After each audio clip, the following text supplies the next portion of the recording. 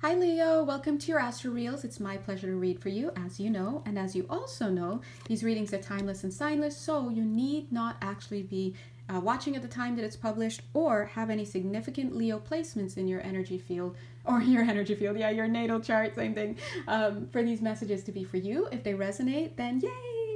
And if they don't, I would invite you to take a step back and then come back at a later time, see if you can recognize the manifestation slash materialization slash solidification of those messages, those energetic messages in your physical world. All right. If you'd like to work more personally with me, you know exactly where to find me. You can find me on my Etsy link, and it's my pleasure to work with you. All right.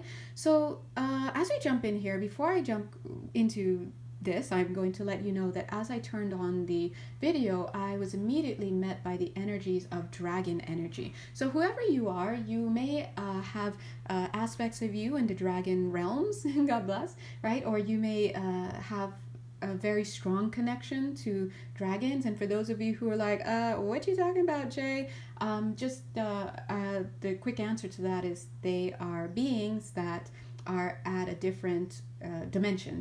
They're from a different dimension. They're in a different dimension, and so that's why you can't quote unquote see them here. Along with our beloved unicorns and our leprechauns and the elementals and all of those things that have made their way into our myths and have been conditioned out of our minds and now it just seems unbelievable.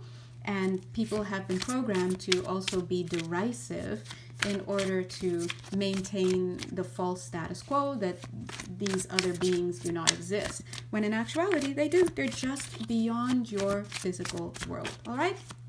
Now, the reason why I had to say that, and I feel like I had to explain that, bravery, yup, see, because I think somebody here, at least one person here, you've been invited, you've been called to work with the angels is what I'm getting, and dragon energy as well. Oops.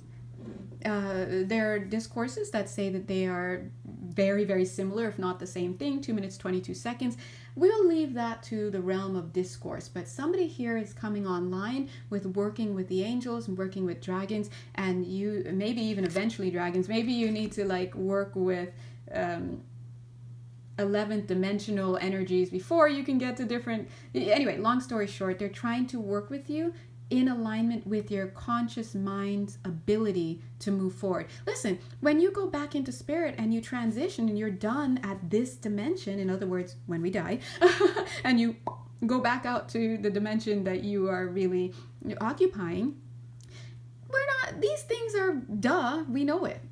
But down here, you can only move as fast and evolve in your mindset as much as your conscious mind will allow you to. If you don't believe in certain things, you're going to laugh it out of the way. And if you have a mean streak, you're going to be mean to people about it, right? So this is why I say, hush up. If you don't have the eye, you better not talk bad about people who have these abilities and they're doing these things, right? Because you will eventually elevate your mindset, maybe even in this, well, definitely in this lifetime, to a conscious mind level. If you're watching this, you are going to be working with these energies in a conscious mind way. So it's like Spirit is saying we invite you into doing this work. So as I say that, I'm seeing some initiations, yay, everyone's favorite, right around the corner. We must have some new viewers, because now I have to feel like I have to talk about initiations. So when we have these initiations, what's actually happening is that there are certain parts in your energetic field, certain, I don't even know what words to say, certain adjustments that are being made to your field. You're being given certain information that you are now ready for.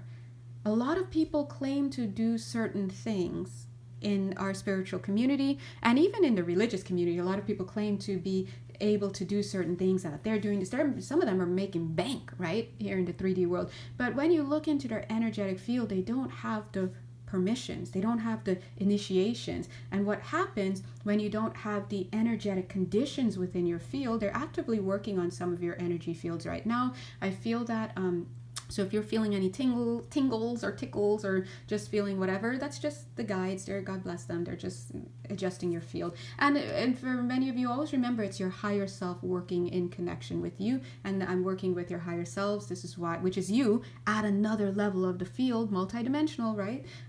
To bring this information to you. So there's nothing to worry about. They're trying to get you to open up, be brave about it. Anyway, yes. So if you don't have certain initiations in place, certain safeguards, so to speak, certain levels of understanding, certain, if you find yourself at letter F and you didn't do D and E or C, D and E, you're gonna get the living pants scared off of you with all the programming, the religious programming, the cultural programming, the subcultural programming, the trauma stuff that you're carrying. You're gonna scare yourself because you don't understand how we got from B to F.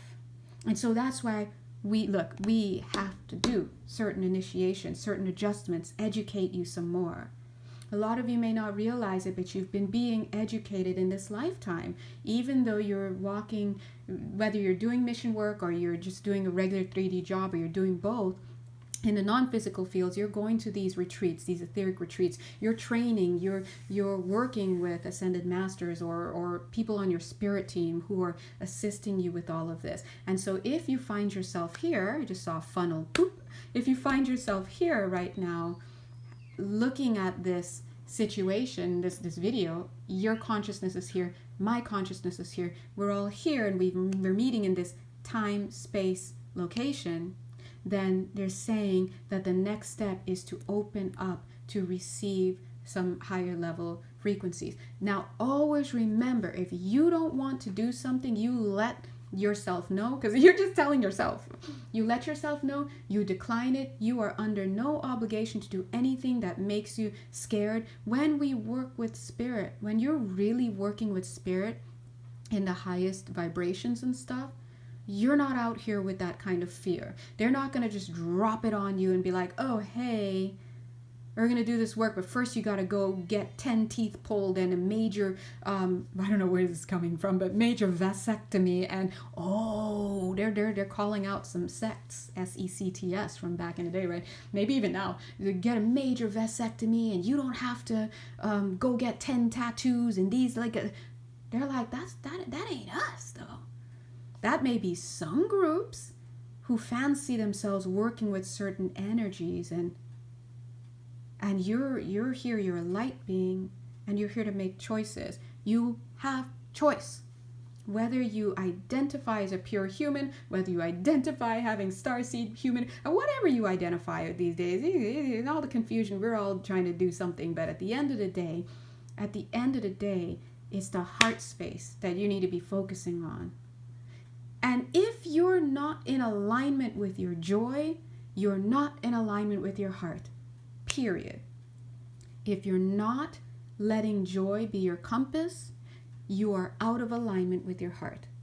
If you're in fear, you're not in alignment with your heart, and you're better off putting something down until you get into a happier state of being and you understand. For example, just because you want to take acting classes doesn't mean you have to be taking your acting classes, for example, this is an example, in some black box theater after work from 6 p.m. to 11 p.m. and we got the chain smokers outside and the this and that. And wouldn't you rather take your acting classes, for example, maybe you listener might not, but I'm just giving an example. Wouldn't you rather have a more positive, happy, light experience of taking acting classes? Let's say acting classes open up on a day that, wow, I can actually do this. And it's during the day, it's in the morning, and you got members of the group who are there just because they really love it. There's this one person who likes to feed everybody, so they're always bringing donuts. So now you're walking right into breakfast and coffee in the morning. You're here hanging out with people. You're here for the joy of it. Boom. 2 different trajectories. Acting, 2 different vibrations. Quick example. Is anyone here an actor? Who are we talking about? Who are we talking to? Now, bravery. They're saying, we're going to get into the nuance of this. Bravery to navigate your day forward. They're saying even your day, about what you choose to do and who you choose to reach out with and when. Are you moving in fear, or are you moving in present confidence? Present confidence, meaning I'm in the present, I'm in the now moment. I'm not projecting fear because I'm thinking about some future moment, or I'm still stuck in the past. I'm in the present, and I'm confident from this place in the present, this now moment, and this now moment, and this now moment, and this now moment. I'm confident that I'm where I need to be. I'm connecting with my heart. I'm actively experiencing joy. A lot of people don't understand that joy is the compass. That there's literally a book called that, but your joy is the feeling of what? Alignment. If you're a healer and you're feeling like you're trudging through, the gravesite all the time, is that joyful for you?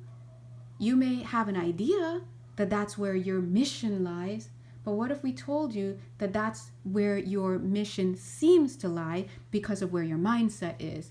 If that's you, for example, this is an example that this is the call today, that you can be doing what you love under the conditions you love in better circumstances, 11 minutes, 11 seconds, if you allow yourself to generate the confidence, the present confidence, the trust and the faith and the joy to be open to what's coming in for you. When you're too afraid of what's coming in, you're literally doing it to yourself. You're literally choosing to have a core belief that says, I am not in control of incoming energy. That's just like saying, oh no, I'm getting an Amazon package and I know that Amazon guy is going to play dodgeball with me and just slam it right into my face. What are you talking about? No, the package is going to be delivered, hopefully to your location, and it's going to be put outside your door like a normal situation. You choose if and when to get the package. You choose how to open it. You choose whether to like it or not. You choose whether to get rid of it. So what's missing is your choice. You are in control. So when we step into personal authority and autonomy, we are actively assuming a place of present confidence and courage. Because what? Because we know what? That we're in control. At the end of the day, you choose. You choose whether to meet things with love and positivity and understanding that if this ain't it, if I'm not feeling it, then this isn't it. I'm not doing it. If you can stand behind that, get on it. Otherwise, you're just going to keep thinking, oh, well, I have to do this, and this is my calling, but I don't really like it, and I feel like this, and that's weak energy, weak solar plexus. I know, guys, but all my Libran placements, shout out to myself, God bless, right? Yeah, that's weak energy. So start to understand when spirit is calling, you pick up the phone and you check that before you press, who does this? I guess these days, these like this. Spirit's sending you a text message, right? Do I want to take this call or not? Take a look at it. If it says unknown, no thank you. If it says your boss, no thank you, right? Sorry, shout out. I don't think my boss is watching. But my point is, you're in control. And you got to get out of this victim consciousness and this fear-based idea, because your next step requires you to step into your personal authority. Period. That's it. And the more that you keep telling yourself that you have to do it another person's way, the more you are subjecting yourself to false will. It is a will outside of yourself. Anything outside of yourself does not exist. Don't waste your time. You make the changes on the inside. You tap into your creativity, your authority, your joy. Your joy is the point that needs to be looked at. Yeah, I'll cook for you guys, but I want to cater in this way. I don't want to work in a mess hall. I don't know. And if you don't believe you have the opportunity to choose that, then you might as well just keep letting other people choose for you. The bravery is you stepping up and saying, hey, I may not think I have the opportunity to do this, or I have the money or the wherewithal or the understanding, but I'm just going to hush that voice because I don't listen to that voice. That voice is a reflection of limitation. I know what I want it this way, and that's it. And that's the level of agency you have to work with.